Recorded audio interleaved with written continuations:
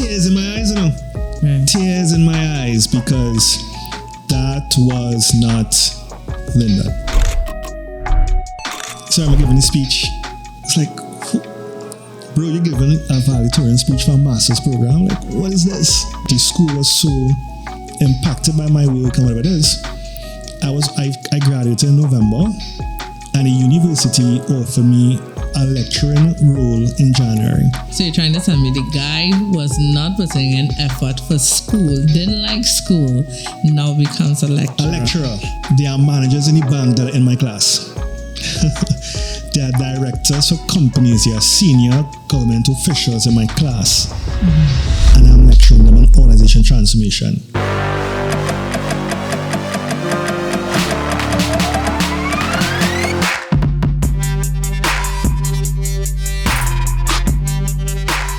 So guys, welcome back to Conversation Inc., a space where you are able to visualize your older self and understand what is possible in your career and life. My name is Kersha, Garner, and I'm Ken Sambury. And we are your host for Conversation Inc. Awesome. Yeah? And it's not like we are Conversation Inc., no? Yeah, we can say it now. 3, 4. Oh, that's what you want me to remember? Yes! No, I can't forget that.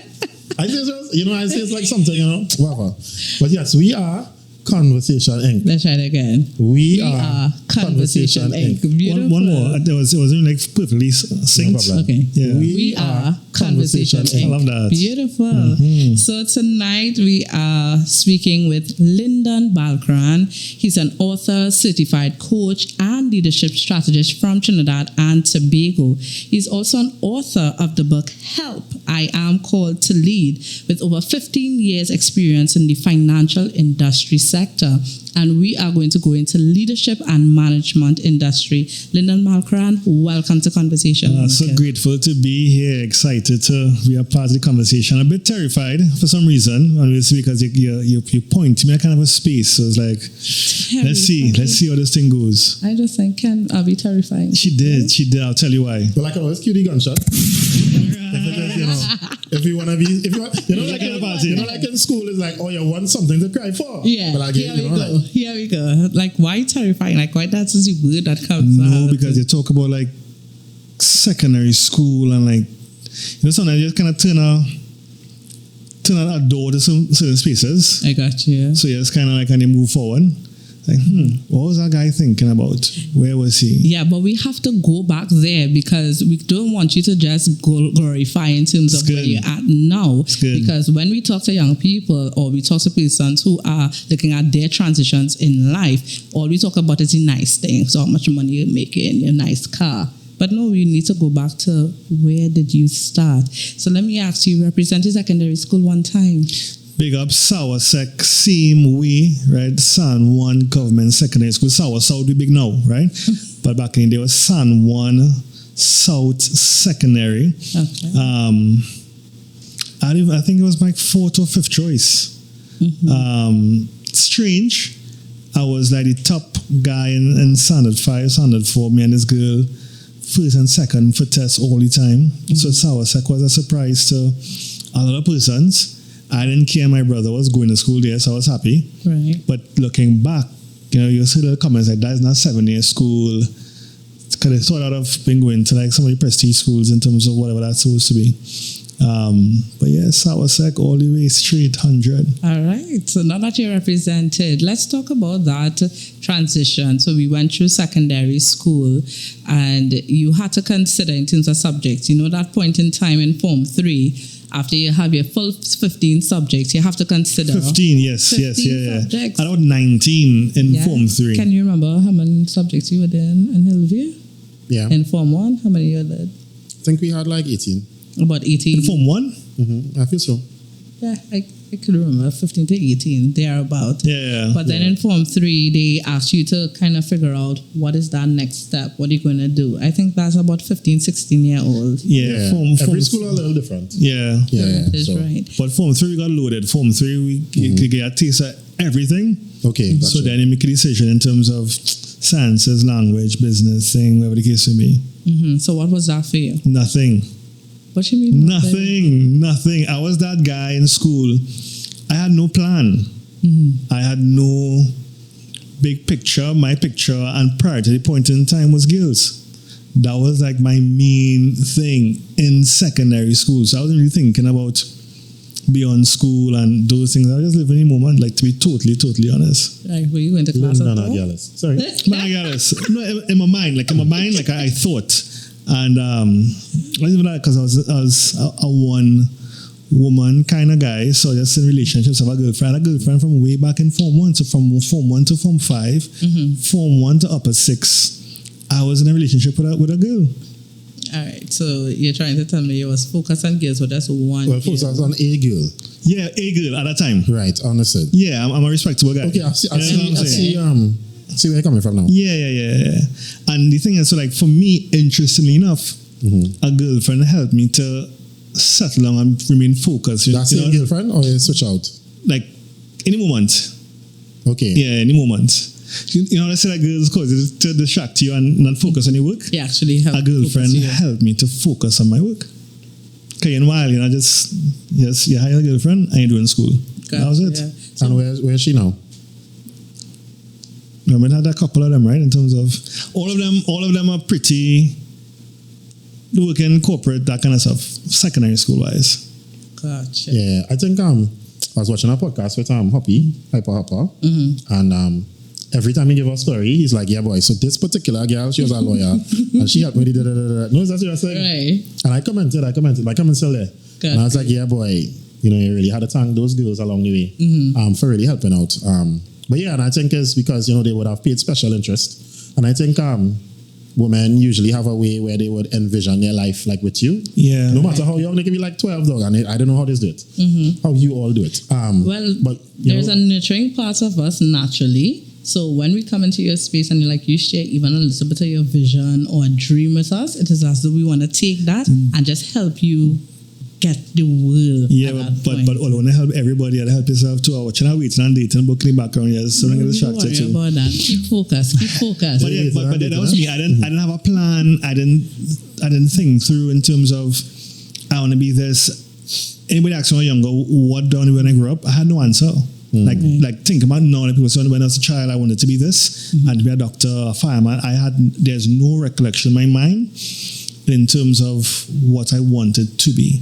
What I was fully aware of was the fact that I had potential.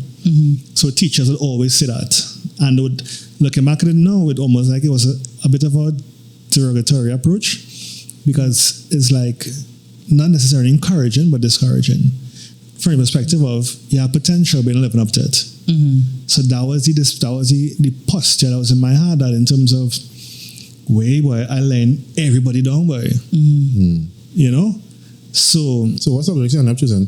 So I ended up choosing maths, English, accounts, TD, geography, ad maths, and that was 6 subjects. Yeah, 6. So I was in physics as well. Right. Fell out with the physics teacher, I just dropped physics and never look back. Gotcha. Yeah. But what's the in your mind? So choosing those subject areas, because that sounds like more architecture, getting into engineering. So interesting enough, I love technical drawing, but because the teacher was real cool, so I used to enjoy doing TD. That was another building. So and that's in Form 4 now in terms of at that point in time. But in terms of aspirationally to be an architect, not really. Not really, but I was good with numbers. So that's what the ad masters end up inside of there. Right, gotcha. Yeah. So Form 4, Form 5 come, you did CXC. Form 4, Form 5, there? Same thing. So dropped physics, and again, I just going through secondary school, just having a good time. Average was better than most persons. I was comfortable in that, so I coasted through CSEC, came out with 3 distinctions, a 1, an A in ad maths, and a 2. Right? This is just coasting through.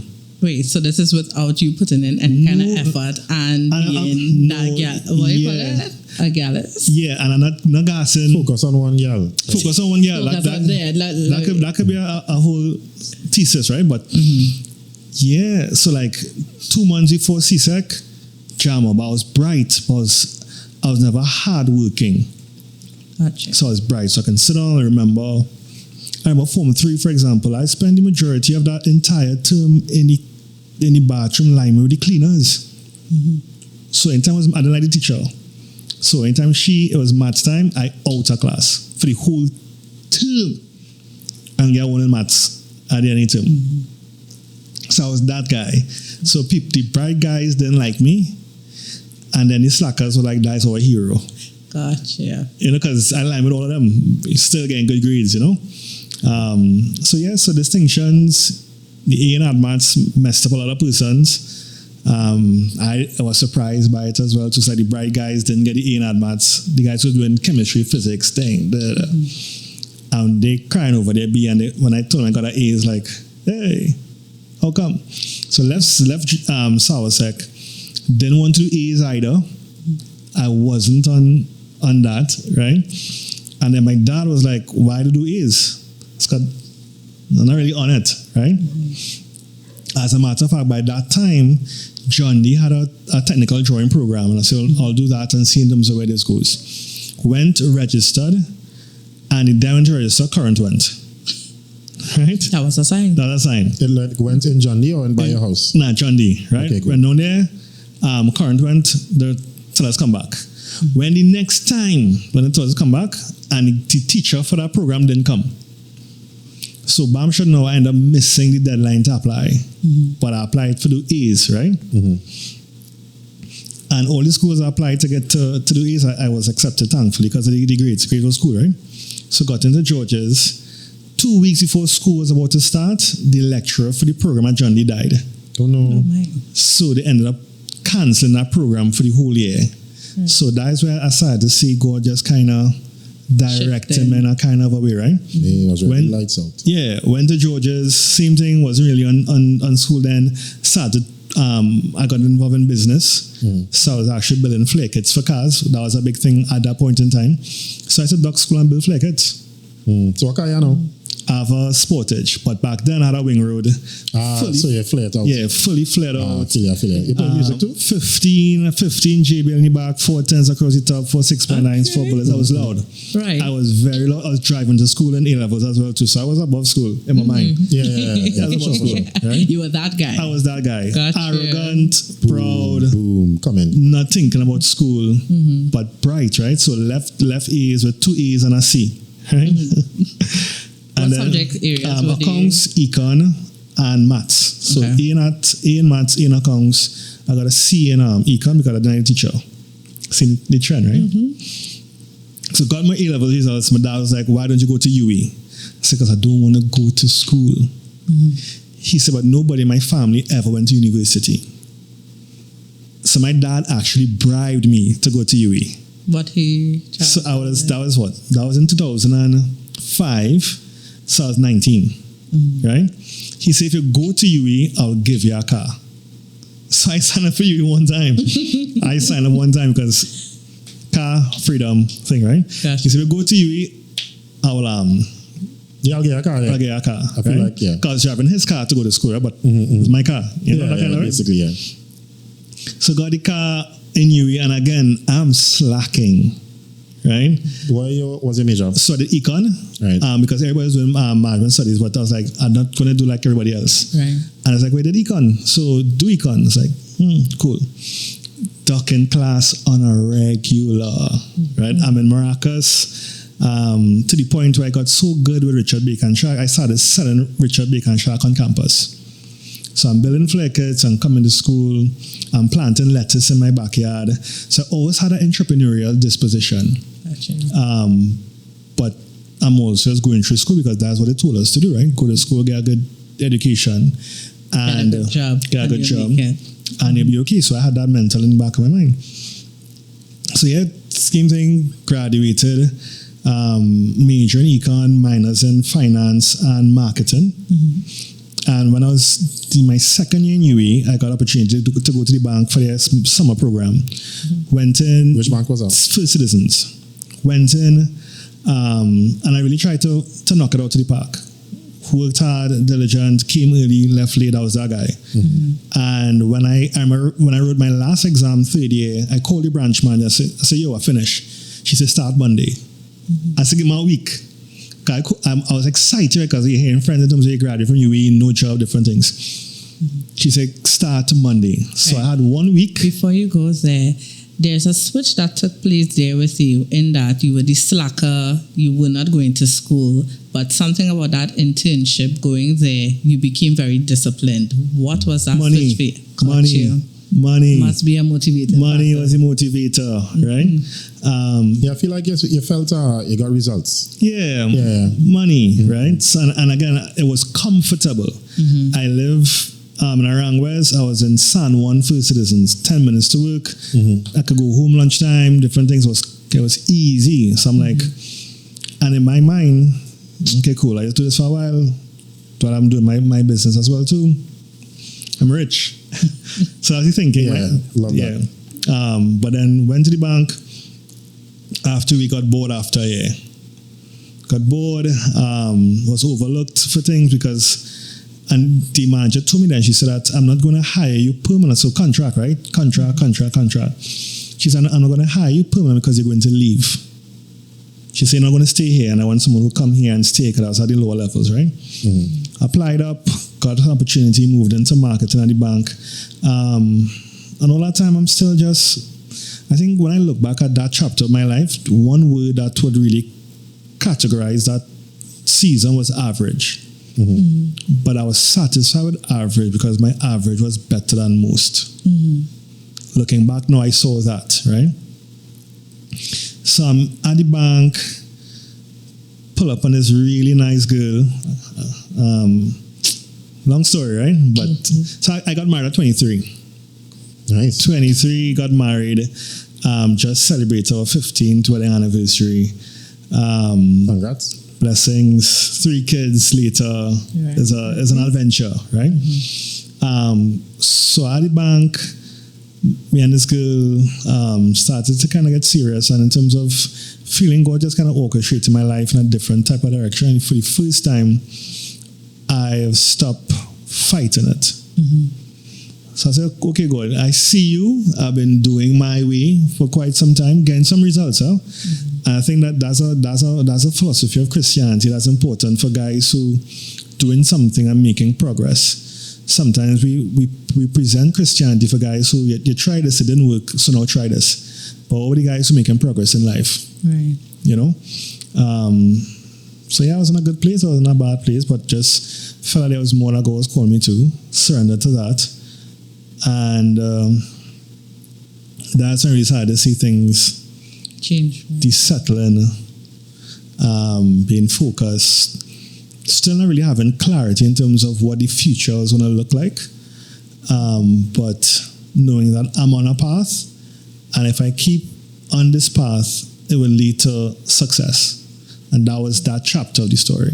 Okay, so at that point in time, you would have been between 23 to 25. 23, I got married at 23. So 23, in the bank, so I got promoted. At 23, I went to, so the bank has grades and then managerial. So it's 1 to 7, then manager. So I actually was at a 6. So a good rule, right? And sat there for quite some time. And yeah, so that chapter was good. Right. So the Lyndon that you're speaking about back then is very interesting to see the Lyndon now. Yeah. Because you seem you're very disciplined, very focused, very clear in terms of what you're doing. Because I know now you're very well, like where are you now in the bank? When you look back in terms of that 23-year-old who got the internship when you were at UE, you settled, now you're going up to different grades. What was that transition like for you going through the banking sector, and where are you now with it? So just before I answer, you're still at FCB? Still there. Okay, you can continue. So I remember being in that role, that supervisory role, and being like a tall puppy, right? Tall puppy because I'm younger than most persons in that grade. When I go into the room with those guys, I'm the youngest. I am one of the few males in the room as well too. So you're cool, you're comfortable, right? At that point in time, top performance appraisals, shortlisted for Employee of the Year. So it's a good space, right? But around the 8 or 9 year mark in that space, I remember feeling stuck. And persons in the bank, same thing. Lyndon, you have real potential. Lyndon, you could be in management. We see you. You operate like a manager. So that's in the back of my mind. And there's an appetite now beginning to form, right? And that actually follows. So that's 8 and 9, right? So interesting because we're going to tie back into leadership. 7 years into the job, we started a youth leadership conference called We Stand. So now I am becoming and posturing myself as a student of leadership. So that is where a turning point happened to me as well too, right?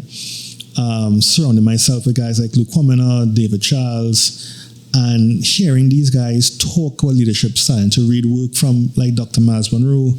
So that type of information now is presenting what leadership principles can look like when applied well.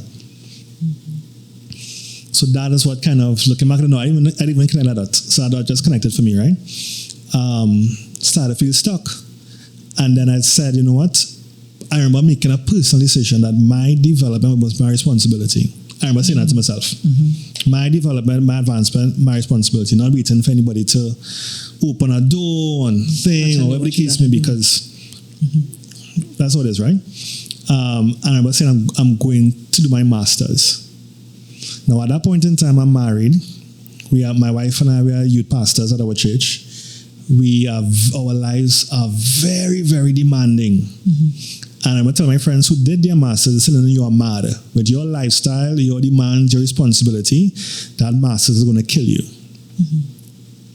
And I'm making a decision that I am no longer going to be average. These are conversations I'm having with myself. The night before the first class, we are up in Blanchisse's Lyman on the beach. And I'm busting down the North Coast Road 3 o'clock in the morning to make it to class at 8 o'clock. Because I still, right? You're still battling. I'm still that guy, right? Went into the room, there are over 100 persons in the room.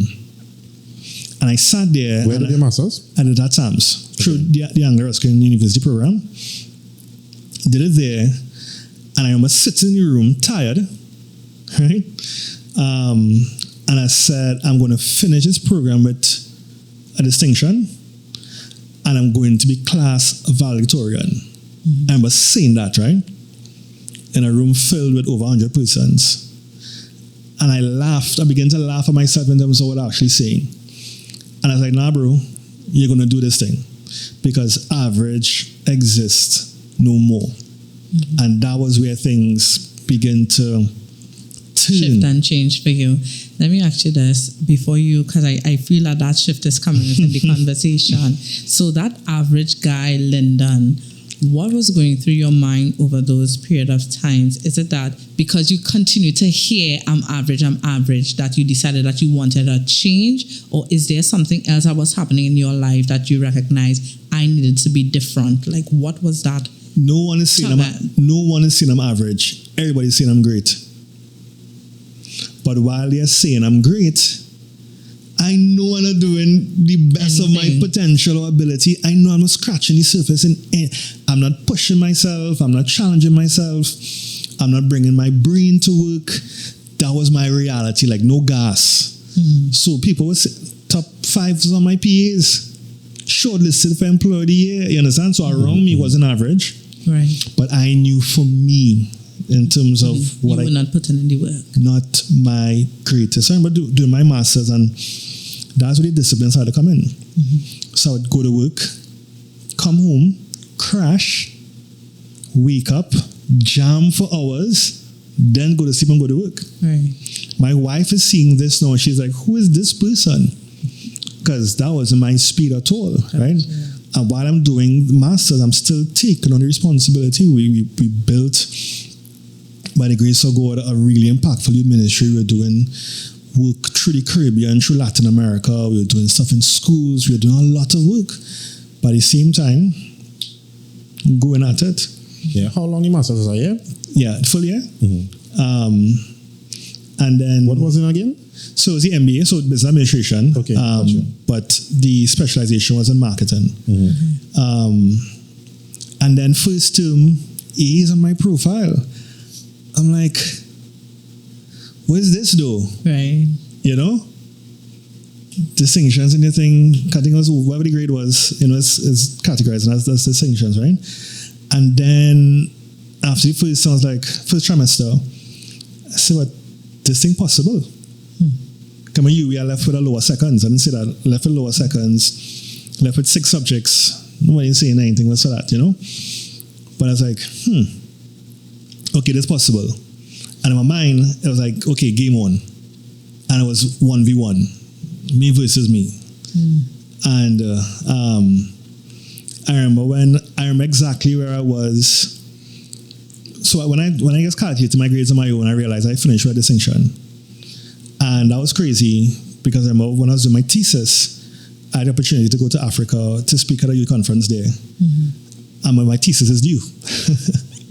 I'm doing my thesis on the airport, on the plane. I'm in Liberia. They ration electricity there. I'm doing like by floodlight because I have to submit my thesis, right? So when I got a distinction, my thesis, and then net I realized I finished with a distinction. That was just like mind blowing for me. And I was so grateful to go there in terms of that journey. I personally found my papers weren't that good. So it was like all going. And then I remember the build up to graduation now. I was driving, I was passing Central Bank coming home. And I got a call from school. And they said, Lyndon, we have selected you as our valedictorian. Big man thing. Big man thing. You think you spoken? Yeah. Pass. Tears in my eyes, Right. Tears in my eyes because that was not Lyndon. That was me, So I'm giving this speech. It's like, bro, you're giving a valedictorian speech for a master's program. Like, what is this? And so, give God all the honor and glory for it. I say, hero the papers. I was just a tool. And interesting enough, the school was so impacted by my work and whatever it is. I graduated in November, and the university offered me a lecturing role in January. So in January now, I'm lecturing the same master's program that I just did. I'm like, what is this? Right. So you're trying to tell me the guy who was not putting in effort for school, didn't like school, now becomes a lecturer. A lecturer. What happens with that Listen, guy? he walks in the room and 100 students are watching you. Right? I'm not a manager at the bank at a point in time. I'm a non-manager, right? There are managers in the bank that are in my class. There are directors for companies. There are senior government officials in my class. And I'm lecturing them on organization transformation. Mind blown, and I lectured for 3 years. Where's up? COVID. And I realized that the university wasn't making strides in alignment to the pace that I was making strides. So in terms of what my time resource was going to go into, I just separated from that. And by that time I was also advanced in terms of entrepreneurship projects and the job and different things too. But that is where, again, I'm consumed by leadership. I'm writing the thing, I'm learning. Because in 2015, well, this is not 2017, 2019. 2015, I had the desire to write a book. And I wanted to write the book because the conference was for youth leaders, and being a youth leader myself, I wasn't trained to lead. As a matter of fact, ask the average person who's in a leadership role today one similar question. When did you make the personal decision to lead? The responses to that question will be very, very enlightening. So that was the journey in terms of while I'm doing these things I'm writing. It took me 7 years to write my book. 7 years. Published this year? This year? Yeah. Wow, that was this year? Yes? Yes, Congrats. that was this year. That seems like a long time ago. No, that was earlier this year. That was March of this year. March of this year, after Bahamas Hit Refresh. Correct. Wow. Let me 7 years, so 2025. So that's 2018. Since 18 I'm writing. So yeah, lecturing. And as I'm now finding my identity in terms of the space of leadership and training, empowering leaders. And while I'm doing that, I'm building capacity, I'm operating in my space, got into management at the bank. My son is 4 years old, so I got into management in 21, because the same week he was born, I got confirmed as a manager. Right. How old were you at this point? That was early as 4, so that's 35. Just like in the branch? So I'm a marketing manager. Okay. So manager of retail marketing was the role at that point in time. And today, I'm an acting senior manager at the bank. So that journey has been absolutely mind-blowing in terms of career-wise, personal development. Because while I'm doing those things, I'm also, so after masters, after lecturing, all different things, seeing different types of income that I've never seen before in my life as well too. I realized I had to change my definition of success. And I'm glad that you're going there, because one of the things that I'm looking at is that usually when persons are trying to figure out their next steps, there are some persons that are very clear in terms of what they want to do, what they want to see accomplished. But with you're saying that as you go along the journey, you are figuring it out. Facts. And we're thinking that, okay, as a teenager, you could get that. In your 20s, you're getting that. But now in your 30s is when you're really getting that level of clarity, identity about leadership and management. Well, you've been an entrepreneur over the period of time. I've been hustling. Been that hustler. But now in your 30s, you're now getting a grounding in terms of, this is who I am, this is what I'm about. I understand what is going on with me. So what does leadership and management mean to you now that there's a certain level of identity, clarity in terms of who you are as a person? So, I was going to say one point before I answer that question, because you said something in terms of the journey, right? And there are a couple speakers who kind of champion that the life of average individuals was 70 years, thereabouts. Even scripture talks about that as well too. And I say your life is broken into 3 stages. So one person says, can't be the guys, 25, one says 30. So for 25 years of your life is geared towards discovery. You should be experimenting with different things, trying to figure out where you got at, whatever it is. The next 25 should get towards mastery. The last 25 gets towards legacy. And if you really apply that principle, it just gives you comfort that you don't have to figure it out in the first. Now, some guys, by the time they're 40, they know don't be a doctor, and they are doctors today, right? That's fine. Bless God. Hallelujah, right? A lot of us, that's not the reality. And in terms of you have to have the ability to pivot, right? So when I look back at my life, that was the reality. I had the discovery phase, experiment in different spaces, what roles I want to get into. And then when I got the clarity is where I've now embarked on a journey towards mastery. And anybody who's in pursuit of mastery has to always see mastery as something that you are pressing towards. So for me to answer the question in terms of leadership, if anybody asks you what's the greatest deficiency in the world, I would say effective leadership. Greatest deficiency, every nation, every organization, society, corporate, whatever, we are poorly led, right? And I have made a decision to commit my life to building capacity in the next generation. So I'm very, very clear now in terms of my why. I'm very, very clear in terms of the how. But I'm always curious in terms of what it can become. Because as I wrote in my book and something like that, I also picked up along the way too, you can count the amount of seeds in an orange, you can never count the amount of oranges in a seed. So that could be the quote. That could be the quote, right? That could be the quote, right? But you have to bring it back later on. Trying to remember it. So for me is that clarity in terms of leadership as a solution. So that's why I remember as a breakfast conversation with one of my mentors, I said, Lyndon, you're going to be on television soon. Right? He's telling me this, right? And when you're speaking, there's a little ticker tape to the bottom of the screen. He says, what are they going to introduce you as? Because there's one hat as a pastor, there's one hat as a bank manager, there's one hat as a lecturer, there's one hat as a, I said, I don't know. He said, that's your assignment. I went, prayed, researched, all kind of different things. And then it hit me. Leadership strategist.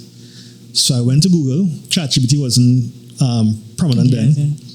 And I said, search what's a leadership strategist? And there's nothing.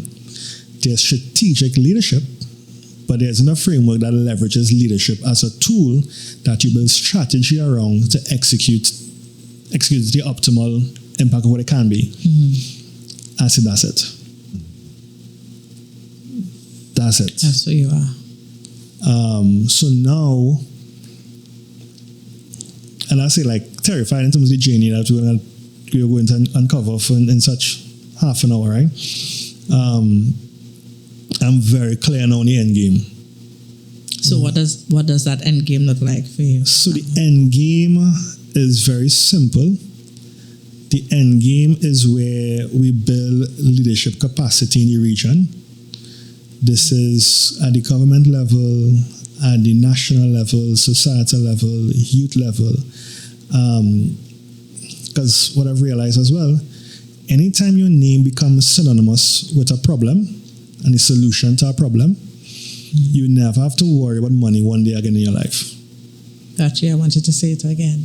Anytime your name becomes synonymous with a solution to a problem, you never have to worry about money one day again in your life. A lot of persons pursue money. If you pursue mastery, money pursues you. That's a shift. So leadership development is something that persons don't even know that they need.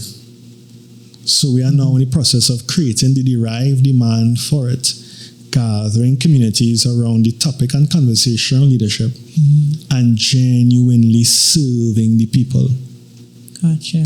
I like serving that. For nothing in return, but knowing that it just comes because it's principles. Everything else will come. So I know that you have 2 conferences that you work on. You have We Stand and Hit Refresh, which both are within the leadership and management spaces. So this young man who couldn't figure it out, going after 1 year. At one point in time. At one point in time. And now only married. Just now, we have to recognize the transition. And now just married. So only one wife, pick up Lyndon Balkran. Same way. And now that you're clear on that, and you're within that space of leadership and management, here you have Hit Refresh and We Stand. Help us understand, like, where is that going? What are you doing? Okay, so before you start, what is Hit Refresh? So Hit Refresh, so let me take We Stand, right? So We Stand was a youth leadership conference that we established in 2015. So we would gather youth leaders nationally. We gathered hundreds of leaders annually. How do you gather them? Just put it out. Like on the internet? Yeah, social media, sign up, direct, they come back in, right? And then, like, what is it like? They come in for one day? Like, how does it come in? For one day at that point in time, one day conference. We brought in a slate of speakers who really are experts in their lanes, guys who are, their swords are bloody, right? Not just guys who have concepts and guys are doing it. Right, do they pay? Like people pay? People pay, right? Yeah, so they pay, they come in. So how much it costs like in 2015? So in 2015 it was $50, right? And how much it is now? It's going to be $200. Okay, not bad. And you would say like in 2015, you started off with how many people? So here the greatest part. So when I did the first proposal for We Stand in 2015, we hoped to get 50 persons in the room. Right. We ended up with just under 300. Okay, nice. So that's how I realized that there was a demand. So the second book, I'll give you a sneak peek, right? I'll give you a sneak peek of it here. So I've started writing the second book right now. One thing I've realized is that when you find your voice, your tribe finds you.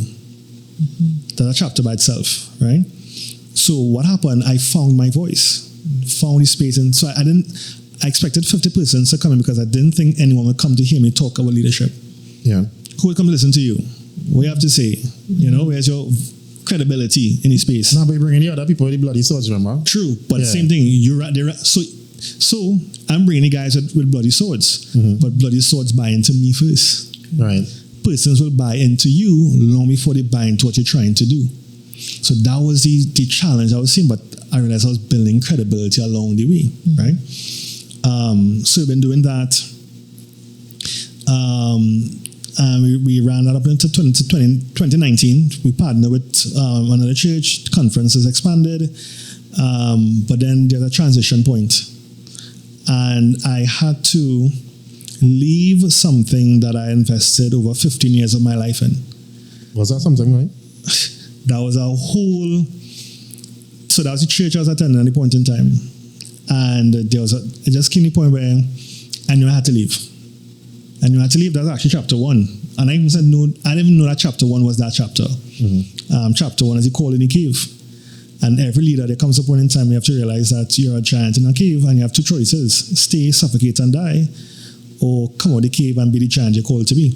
I think a lot of persons in the Caribbean, we are afraid of greatness. Anytime persons step out in a lane, persons line up to ridicule and say, who are you trying to prove? Who are you trying to fool? Sorry. We know the real you. Women is a singer, women is a this, women is a that. And we settle for the average. Settle for the average, right? But I had to transition out, and that chapter felt like if everything, 15 years is a lot, right? I think now you're building, so now you're going to launch off, right? Nah, die. Die, walk away, leave every single thing behind, right? And I was, again, chatting with my mentors. We were trying to put together a conference that year, and the dates weren't lining up, and the venues weren't working out. And as I was referencing a 4-minute voice note that he sent me, a proper buff. And he said, I don't want to hear anything about the aesthetics, registration, nothing. He said, by the end of the year, get your conference done. He said, you are the people are waiting on. He said, I am here to serve you. He said, get it done. I'm tears my eyes and work, right? And that is how Hit Refresh was birthed. Hit Refresh was birthed coming out of the pandemic. A lot of leaders at that point in time were discouraged, burnt out, broken, had no idea of what the next was going to look like. And that's what Hit Refresh is, right? When your browser stick in, just press the refresh button, clear the cache, whatever the case may be, and it start afresh. And that was the heartbeat behind Hit Refresh. Did Hit Refresh, we gathered just about 100 leaders in the room, and I was like, so it's not dead then. There's still more then, you know?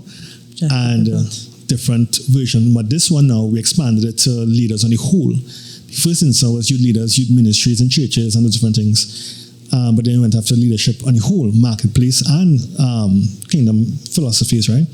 Got 100 persons there. And then I was like, okay, there's your space. So that was in 2022. Went to Guyana in 2023, did a version of it there. And in 2024, we are saying, oh, we're going to swing to the fences. So we did it in Artalok Shack. Gathered just over 100 leaders there again. And in the room, there was a birthing for the regional trust of it. 2 leaders were in the room and say, yo, I need to see my country. One is Bahamas, one is Barbados. So that was November 24. And we said we're going to go at it. So we did Barbados, scared. We did it scared. Going into a new island. Who knows you guys? You have no credibility, no bandwidth, no nothing here. But God was saying for us to do it a certain way. So we did it that way. We spent our money. They're not sponsors. And again, in a kind of major way. Some persons came on board we were grateful for. We did Barbados in March. We did Bahamas in July. We line up now to do Trinidad again in November and preparing for Guyana in November as well. And we're just chatting that we have about 4 or 5 Caribbean islands to go at it in 2026. So we're just going to go. We're going to touch every island with it. And not just in terms of the conference is the launch part for the community. So 2 things the conference is built on. Conference, conversations, and community. So the conference is the conversations, and the community, we bring them together, feed them, put resources in their hands, and then help them now to discover, develop, and launch out into their purpose. So what would be the business models like within what you're doing? So you would make money from the conference, then like you'll make money from book sales. Like how does it work? So the conference part isn't the money. Okay. The business model side of it is the sustainability. So that's more like break even. That's break even, right? The sustainability is the programs that we will build to give to the guys now with the opt-in. Book sales as well too. Yeah. But again, so like you offer actual leadership program. So somebody attends and then like they sign up for like how does the program run, like a 6 months or 3 months? So, and that's the part that we are developing and building out now. So I also, as a certified coach, I also certify coaching as well too. Professional coaching, different persons, corporate, different places, right? So there are multiple streams of income that are being developed. But we are taking the slow path to it. Every single thing that we are building now has a 10-year runway. So we're not rushing it just to get money out of it. That's what a lot of persons do, and you feel it. You feel that. So you don't really care about me genuinely. You really see me as a potential dollar sign, and that's why we're not rushing to go in that space. What have been very, very intentional as community conversations, reaching out, care.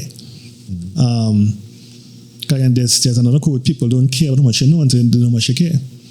So we've been just really leaning into that and taking a slow time to build in terms of what it is, but all those revenue streams are going to be in there. And because we do it at a price point that is way below market value, we go the numbers and we actually building it small so we can actually control it and serve it so it could grow organically, because anything healthy grows. Right, so if I'm a leader and I want to engage you / the company, so is it like I engage you, or do you have like a company? Who do I engage for like a leadership program? So the company is also established as well too. So what is the company? Disruptive Conversations. Right. So that was. So I can find this like on. So website? that's behind, everything's behind the scene for now. So what? Okay. So I can't like Google this. No. Okay. Not yet. Not yet. Okay. We're just building the community side of it. Building the community, because we have to have the guys with the capacity to run. So same thing. We show up. We are invited. Government, public, private. We do conferences, speaking, training, workshops. We show up for those things. But that's just building. It's like a sandbox that we are playing, experimenting, learning. So we come out very credibility because we have done this before. Okay, so I get your phone number. And then I message and I say, hey, I want leadership training. What happens after that? Yeah, we build to what you need. Right, so then you'll say, what do you need? So I have a conversation, so where you going? Right. The first thing is, who are you? Right. Why call to lead? And so walk them through that path. Right, so it'll start with like a kind of questionnaire. But so that's where the personal coaching goes in. So you can sign up, 6-month program, 12-month program, 3-month program, and you get that support, do the discovery. What it took me 10 years to do, you take some time and map that out, and then help you find your path to work out, and then provide the support for you, provide the support to your team that you are leading. So the support looks like what? So it could be conferences. Okay. So for your team, your company, we come and we do 3 days. Come we do 2 days. We come and do a half day based on what your needs are, and we continue the conversation. Now, a lot of guys, again, in the first instance, they treat us as motivational speakers. So again, that's like the tip of the spear to come in. So we come in, you're very, very much inspired. But inspiration doesn't bring change, revelation does, right? So we have them map out in terms of what that can look like and build out. So a couple of the guys on the program in the community, doing this on a much larger scale, much larger corporate entities. Right now we're at a point where we are building proposals, different things. So a lot of things are happening in the background, which is right on time. Because we are building it for that runway. Okay. All right. Definitely. So, Lyndon, as we are looking to wrap up our conversation, because we could sit down here and talk about leadership and management for a very long time, but knowing that you've walked us through your journey, let's talk about that future self. So, when you look at the next decade of your life as a leader, what does that look like for you? So, the next decade is where the programs are going to be rolled out. Programs, curriculum, numbers, research, having the data to showcase in terms of the transformational impact that we are making through the region, piloting, testing, getting those wins, going back in, lots of produce and pre-recorded content, materials being written. That's what 40 to 50 is going to look like. And already starting on that journey, so just laying the groundwork for that guy to run with. All right, cool. You enjoying the bank right now? The bank is cool. The bank is cool. Corporate is cool. Corporate is a means and end. So for me again, my wife and I would have also launched an early learning education center. So that's on that entrepreneurial path as well. That is a 10-year runway for itself. So yeah, I'm not going to be in corporate for extended periods of time. Hope my CEO doesn't see this, because tells me don't talk about that. Yes, more than likely he is going to say it, but keep it. So because like, what would you say for someone who says, you know, they don't want to stay in, because like you would have been at FCB for 15 years, right? So what would you say to someone who says they don't want to stay like in the same job for 15 years? Yeah, would you do it again? If it's 2025 and you're going in at like 18? Nah, I won't do it that way. 21. When you went in, like 21, 22? 22 after university, right? Yeah. Nah, I won't do it that way at all. So even for me too, again, the things that I've learned, I had to unlearn what I was taught about money and finances and management and those different things. So now in terms of, again, understanding the principles of multiple streams of income, understanding in terms of investments, entrepreneurship, I've definitely been more aggressive in those things, and I was trying to make a fast buck and make more money to just enjoy life quickly. I'd have used more deferred and delayed gratification, invested in more things back then, and then be able to now be more free in terms of time to commit to these things that we're doing right now.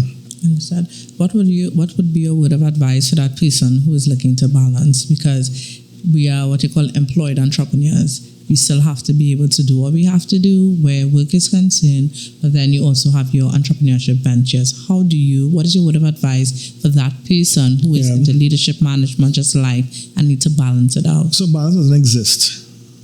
And anybody who's trying to balance this thing, you're going to fail time after time after time again. Because what would balance look like? Family 20%, work 20%, you know? So in terms of laying out that whole scale, right? And I remember we asked one of our guys who came to the conference, and his wife was speaking, and we asked the same question because she was a director of an international company, young pastor, young wife, young mother. And she laughed. She said, there's no such thing as balance here. There's rhythm, right? And she used the analogy of a juggler. Once a juggler catches his rhythm, he can juggle 20 things. The juggler, two things are important to him: rhythm and care. Care for what's in his hand at the point in time, and then he pitch it up in the air. Felt. So for me, when I'm at work, I'm at work. I don't rob the bank. I give the bank my everything. So you're not in a multitasking thing? Nah, I ain't going through that. I jam hard. When I leave, the bank does not exist. When I'm with my kids, I'm with my kids. Nothing else exists. When I'm with my wife, nothing else. So I keep my rhythm. Rhythm and care. Rhythm and care. So in terms of, that's what I focus on. Now, it gets overwhelming at times, but I've learned to be self-aware enough to know when it's about to trigger, and I've learned the discipline of no. So what do you do when you're overwhelmed? I stop. I literally shut down everything. So you don't go to work for that day? Nothing. Right? I stop, but thankfully I've learned this, so that was happening before, but I've learned it now. So when I realize that I'm short-circuiting, I cut off the things that are not essential at that point in time. Right, before you reach the hard stop. Long distance running is my safety space. I'll just disappear. And again, my wife and I, we have a really nice rhythm. She actually picks it up earlier, and she was like, homie, press. Right. To the point where you go outside and start run. Go and run, or go cinema, or go find something.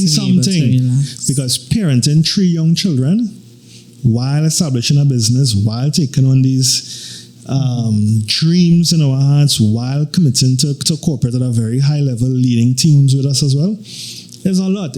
I tell anybody, my wife and I, our lives will crush any person. And that's why I've learned to depend on the Spirit of God now in terms of that care. And knowing that I'm not doing things for people's validation. I'm not doing anything to impress anybody or your numbers or your thing.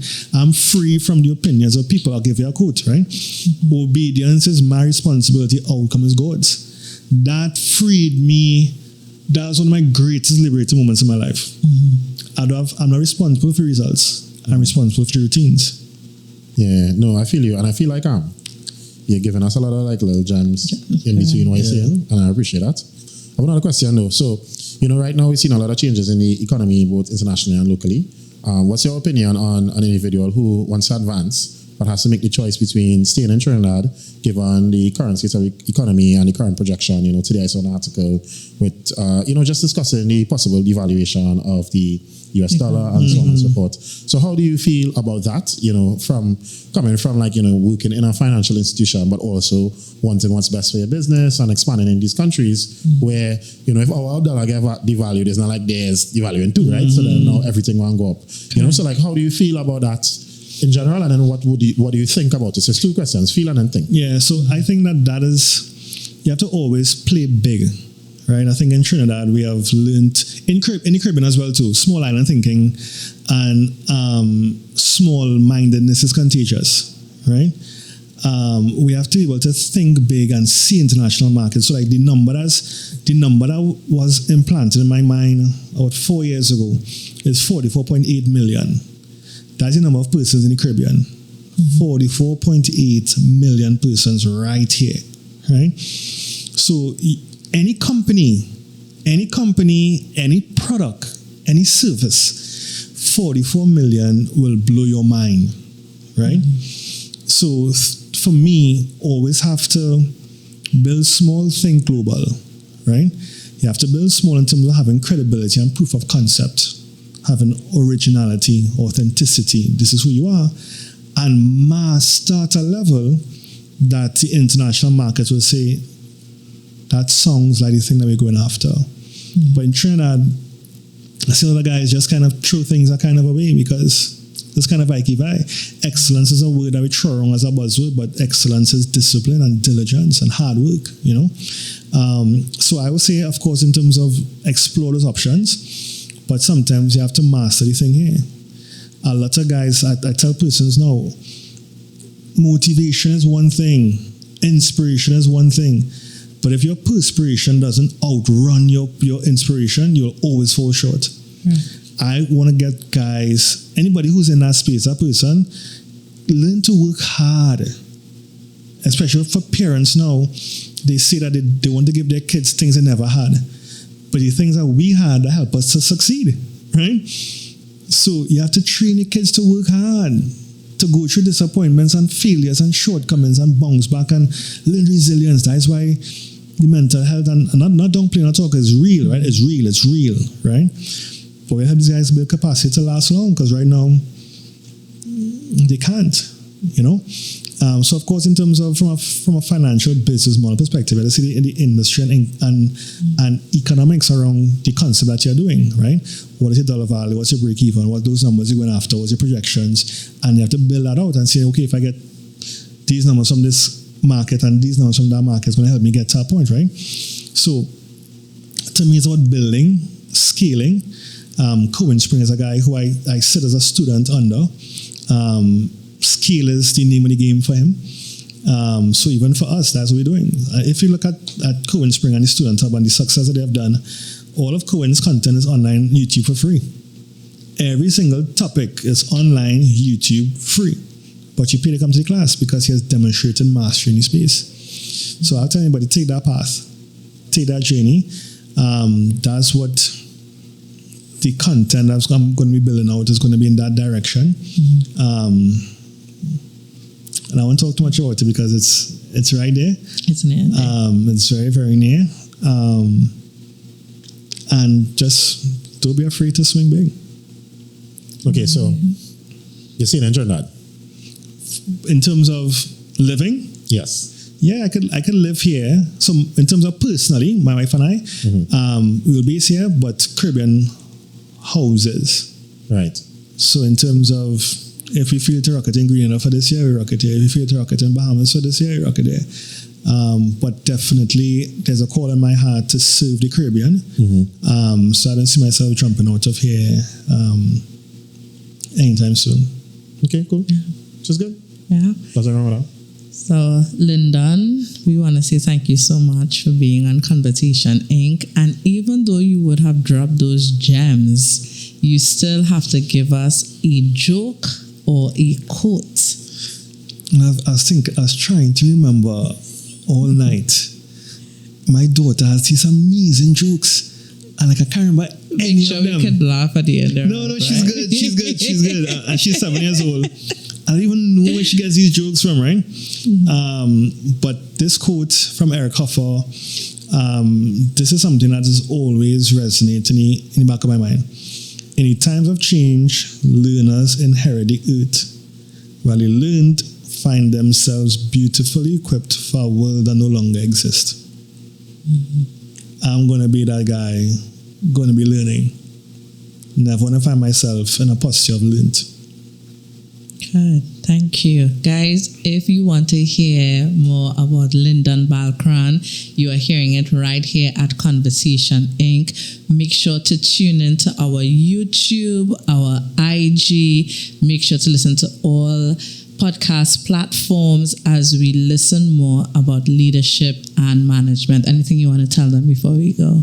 No, I'm good at. You good there? Lyndon Balkran, thank you so much Thanks for being here, guys. All right, over and out. All right, thank you.